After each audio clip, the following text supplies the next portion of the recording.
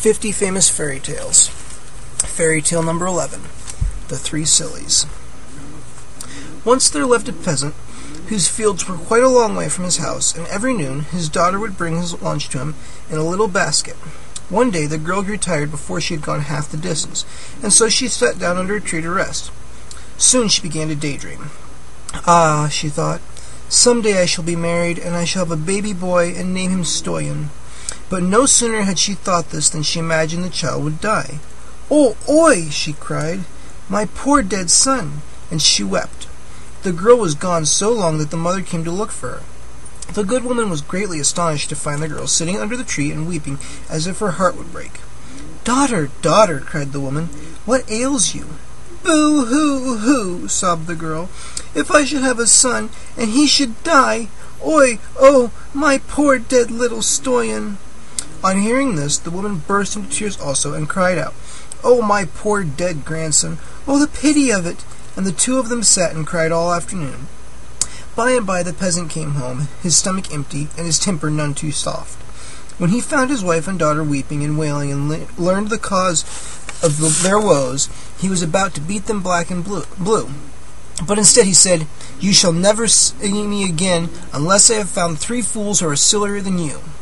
And so saying, he took his lunch and set out on his travels. By and by he came to a village where some people were building a house, but they had forgotten to put in any windows in it, so they were carrying huge chests full of sunshine into the house to make it bright and cheery. Of course, when they opened the chests, there was no sunshine in them, and so they were weeping and wailing to make a great fuss. "How much money will you give me if I help you?" asked the peasant. "Whatever you wish," said the silly people. So the peasant took a saw and cut out some openings for windows, and the silly people clapped their hands in wonder at his cleverness and filled his pockets with gold and silver. In a short while he met a man who had tied his trousers to a bush and was climbing a tree beside them. "What are you doing?" asked the peasant. "Getting into my trousers," said the man, "and having a terrible time of it.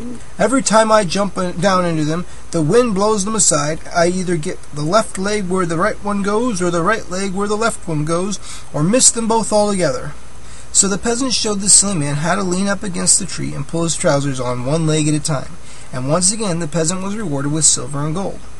Oh, on he went, and in good time he saw 2 women sitting in a doorway, with a fat pig running near them. "Ah, good day," said the peasant. "How lucky I am to find you at home. I've come to take your pig to a wedding, for his brother is getting married." "Oh, oh," squealed the silly woman in great delight, and they scurried about to get the little pig dressed up in a great style for the occasion. Let's use the silk shawl," said one. "Pin up this lace collar," said the other. "Use my gold necklace. Take my silver earrings."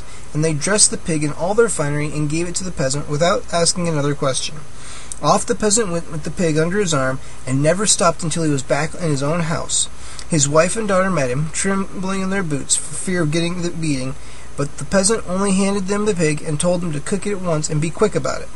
So instead of getting a beating, they all got roast pig for supper, and if you stop by their house, I'm sure they will give you a bite.